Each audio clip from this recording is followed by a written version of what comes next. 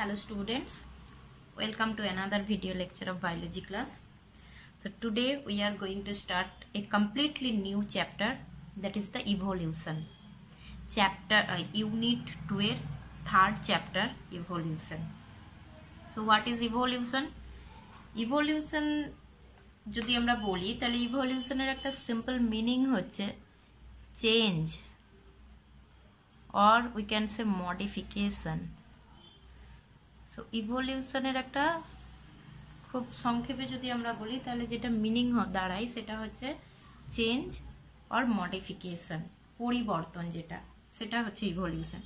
এবং ইভলিউশন এই টার্মটা কিন্তু আমরা শুধুমাত্র বায়োলজিতে লিভিং অর্গানিজমের ক্ষেত্রে যে ইউজ করে থাকি তা কিন্তু নয়। যে কোনো চেঞ্জ বা মডিফিকেশন যেটা বেটারমেন্টের জন্য হবে, ভালোর জন্য যে চেঞ্জটা বা মডিফিকেশন হচ্ছে, সেই সমস্ত জিনিস বোঝাতে আমরা ইভলিউশন টার্মটা কিন্তু ইউজ করে থাকি। যেমন যদি আমি কোনো একটা পার্সনের পার্সোনালিটি ডেভেলপের কথা বলি, তাহলে কোনো একটা পার্সন সে হয়তো একদম প্রাথমিক স্টেজে ইনিশিয়াল ফেজে সে সাই টাইপের ছিল, অর্থাৎ লাজুক প্রকৃতির ছিল, অন্য কারোর সঙ্গে খুব ভালোভাবে ইন্টারঅ্যাক্ট করতে পারতো না। সো আস্তে আস্তে over a period of time সে নিজের পার্সোনালিটি ডেভেলপ করছে, অর্থাৎ সে তার এই সাইনেসটাকে কাটিয়ে সে তার মধ্যে একটা স্মার্টনেস ডেভেলপ করছে, যার ফলে সে অন্য পিপলদের সঙ্গে খুব ভালোভাবে ইন্টারঅ্যাক্ট করছে। অর্থাৎ এই যে তার যে সাইনেস থেকে এই যে একটা ইন্টারঅ্যাক্ট করার যে তার মধ্যে যে অ্যাবিলিটিটা ডেভেলপ করছে, এইটা বোঝাতেও কিন্তু আমরা ইভলিউশন টার্মটা ইউজ করতে পারি। অর্থাৎ তার পার্সোনালিটির এখানে ইভলিউশন ঘটেছে, সো চেঞ্জ ঘটেছে, এবং এই চেঞ্জটা তার বেটারমেন্টের জন্য তাকে অন্য পিপলদের সঙ্গে ইন্টারঅ্যাক্ট করতে সাহায্য করছে। সো এটাও কিন্তু এক ধরনের ইভলিউশন। বা আমি আমার নিজের একটা এক্সাম্পল যদি দিই, সাপোজ আমি একজন টিচার। সো আমি একদম ইনিশিয়াল ফেজে আমার যে লার্নিং যে ক্যাপাসিটিটা ছিল, টিচিং যে ক্যাপাসিটিটা ছিল, সরি লার্নিং না, টিচিং যে ক্যাপাসিটিটা ছিল, বা আমার যে স্টাইল অফ যে টিচিংটা ছিল সেটা একরকম ছিল। তারপর আমি 5 ইয়ার্স টিচিং করছি।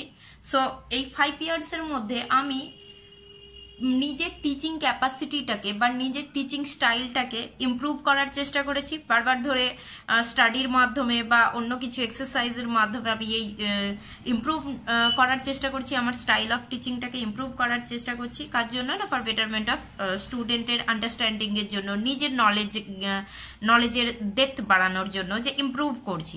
সো আমার প্রাথমিক স্টেজে ইনিশিয়াল ফেজে আমার টিচিং স্টাইল একরকম ছিল বা টিচিং ক্যাপাসিটি একরকম ছিল, অ্যান্ড এখন আমার টিচিং ক্যাপাসিটি বা টিচিং স্টাইল আর একরকম হয়েছে। সো আমি এক্ষেত্রে আমারও কিন্তু ইভলিউশন ঘটছে, আমার টিচিং ক্যাপাসিটির ইভলিউশন ঘটছে। সো চেঞ্জ ঘটছে, মডিফিকেশন ঘটছে ফর বেটারমেন্ট। ভালো কিছুর জন্য যে মডিফিকেশন সেটাই কিন্তু ইভলিউশন। সো সেই জন্য ইভলিউশন কথাটা কিন্তু যে শুধু যে আমরা নন লিভিং লিভিং থিংসের ক্ষেত্রে ইউজ করি সেটা কিন্তু নয়। এবার আমরা আসি বায়োলজিতে ইভলিউশন কাকে বলছি আমরা। সো বায়োলজিতে ইভলিউশনের যদি আমরা একটা সিম্পল ডেফিনেশন বলি, তাহলে সেই ডেফিনেশনটা হবে এটা যে evolution is the change in the inherited characteristics of biological population over successive generation. তার মানে চেঞ্জ হবে, ইভলিউশন হচ্ছে যেটা বায়োলজিক্যাল পপুলেশন অর্থাৎ লিভিং অর্গানিজম, অর্থাৎ একটা পপুলেশন মানে কি, যেটা একই স্পিসিস একই প্রজাতির অন্তর্গত যে ইন্ডিভিজুয়াল, তারা একটা নির্দিষ্ট পরিবেশে একটা নির্দিষ্ট আয়তনে নির্দিষ্ট সময়ে বসবাস করছে, সেটাকে আমরা বলছি পপুলেশন, একটা পপুলেশন বলছি।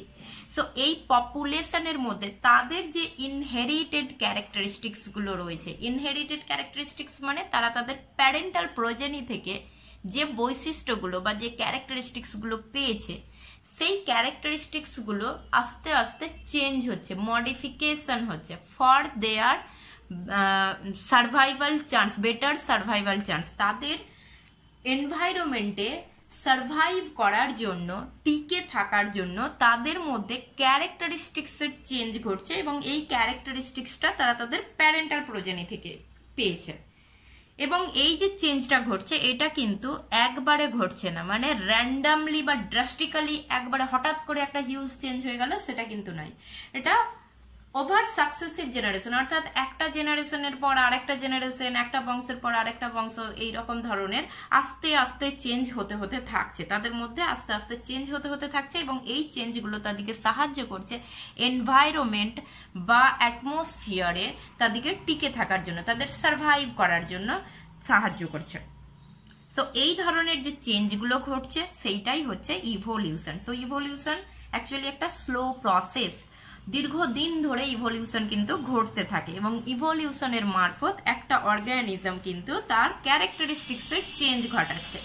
এবং এই যে ক্যারেক্টারিস্টিক্স, এই ক্যারেক্টারিস্টিক্সটাকে কন্ট্রোলড করে কে? একটা অর্গানিজমের মধ্যে তার ক্যারেক্টারিস্টিক্স কন্ট্রোল করে কিন্তু জিন। সো আমরা সবাই জানি জিন কন্ট্রোলড ক্যারেক্টারিস্টিক্স। সো জিন কিন্তু ডিটারমাইন করবে characteristics.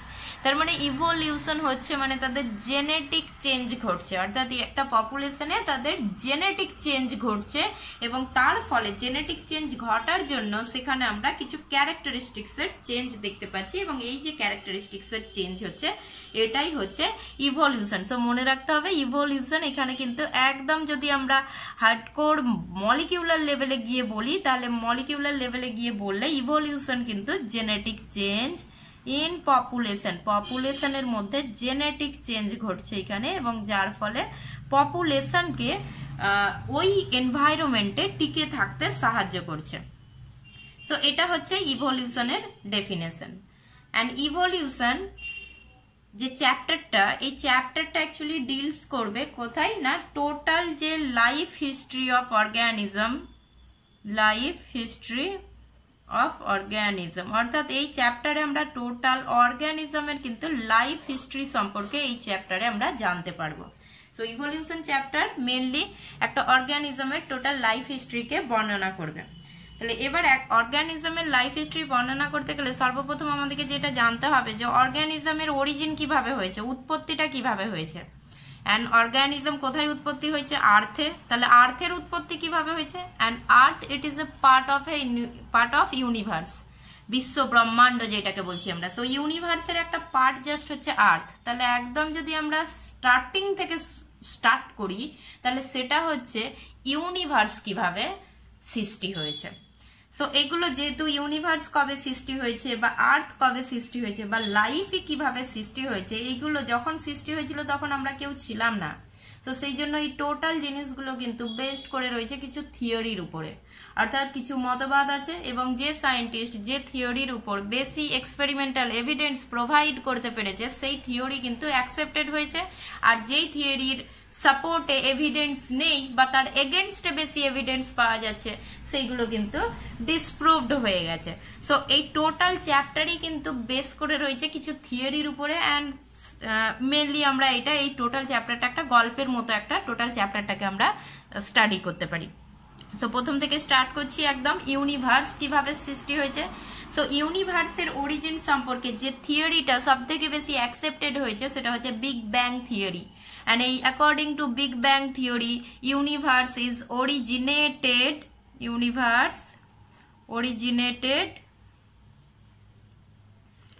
20 billion years ago. So BYA মানে billion years ago, মানে 20 billion years ago universe originate করেছে, এটা বিগ ব্যাং থিওরি বলছে।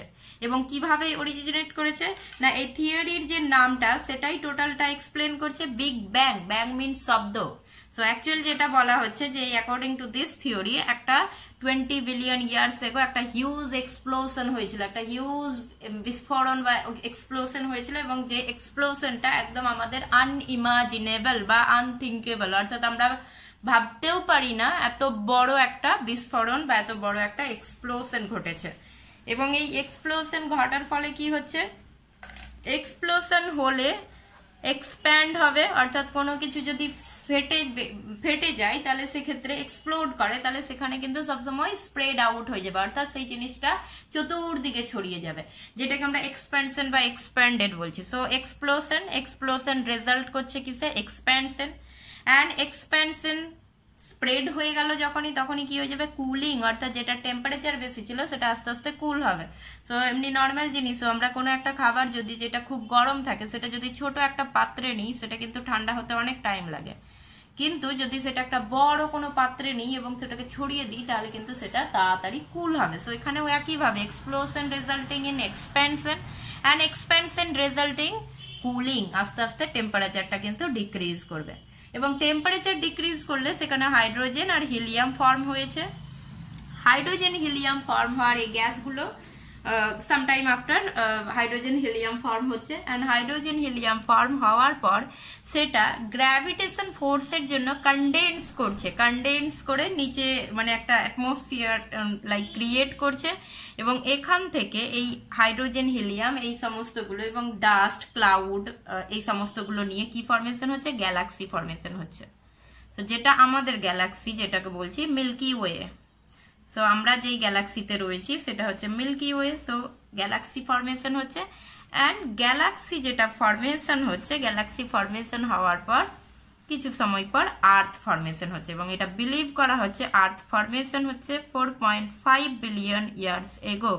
সো ইউনিভার্স ফরমেশন হয়েছে 20 billion years ago, and earth formation হচ্ছে কি 4.5 বিলিয়ন ইয়ার্স এগো। তো সিম্পল বিগ ব্যাং থিওরি এটা বলছে যে ইউনিভার্স ক্রিয়েট হয়েছে একটা হিউজ এক্সপ্লোশনের মাধ্যমে, হিউজ এক্সপ্লোশন হওয়ার ফলে এক্সপ্যান্ড করে গেছে এবং সেটা আস্তে আস্তে কুলিং হয়েছে, হাইড্রোজেন হিলিয়াম বিভিন্ন ক্লাউড ডাস্ট এই সমস্তগুলো ক্রিয়েট হওয়ার ফলে সেইগুলো মিলিত হয়ে কি তৈরি করেছে, একটা গ্যালাক্সি তৈরি করেছে। এবং ইউনিভার্স কিন্তু একটা গ্যালাক্সি নয়, অসংখ্য গ্যালাক্সি নিয়ে গঠিত হচ্ছে। তো সেই রকমই একটা গ্যালাক্সি হচ্ছে মিল্কি ওয়ে, যেই গ্যালাক্সির মধ্যে থাকছে আর্থ। সো আর্থ হচ্ছে ইউনিভার্স খুব একটা, যদি এরকম টোটাল পেজটা যদি আমার একটা ইউনিভার্স হয় তাহলে তার মধ্যে আর্থ হচ্ছে এই একটা পয়েন্ট, তার মানে আর্থ হচ্ছে জাস্ট একদম টাইনি একটা পয়েন্ট অফ ইউনিভার্স।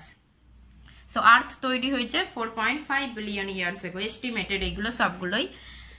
তো যখন আর্থ তৈরি হয়েছে তখন আর্থের কিছু কন্ডিশন ছিল, কিছু হচ্ছে যে অবস্থা আর্থের যে অবস্থা আর্লি বা প্রিমিটিভ আর্থের যে অবস্থাগুলো ছিল সেগুলো কি না, ভেরি হাই টেম্পারেচার, খুব বেশি টেম্পারেচার ছিল সেখানে, এবং এই টেম্পারেচার খুব বেশি টেম্পারেচারের সঙ্গে সেখানে ওয়াটার ভেপার ছিল। সো জল অ্যাকচুয়ালি লিকুইড ফর্মে ছিল না, এটা ভেপার ফর্মে ছিল। মিথেন, অ্যামোনিয়া এবং কার্বন ডাইঅক্সাইড ফর্ম হয়েছে।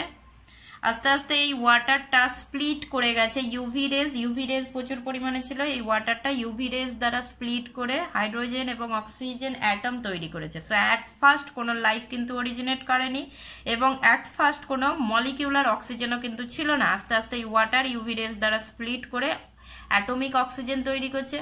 অ্যাটমিক অক্সিজেন অগেন রিয়াক্ট করছে মিথেনের সঙ্গে অ্যামোনিয়া, যেগুলো অলরেডি ছিল, এগুলোর সঙ্গে রিয়াক্ট করে আবার ওয়াটার তৈরি করছে, কার্বন ডাইঅক্সাইড তৈরি করছে, ওজোন গ্যাস তৈরি করছে, এবং এইখান থেকে আবার আস্তে আস্তে অক্সিজেন ফর্ম হচ্ছে। অ্যান্ড যখন অক্সিজেন আস্তে আস্তে অ্যাটমিক অক্সিজেনই যখন চলে এলো, সেখান থেকে আস্তে আস্তে কিন্তু অ্যাটমিক অক্সিজেন আসার জন্য পরে মলিকিউলার অক্সিজেন আসবে, সেখান থেকে কিন্তু আস্তে আস্তে অরিজিন অফ লাইফ স্টার্ট হবে। সো আর্থ 4.5 বিলিয়ন ইয়ার এগোতে তৈরি হলে লাইফ কিন্তু অরিজিনেট করেছে, life originated 4 billion years ago, অর্থাৎ আরো কিছু সময় পর লাইফ অরিজিনেট করছে।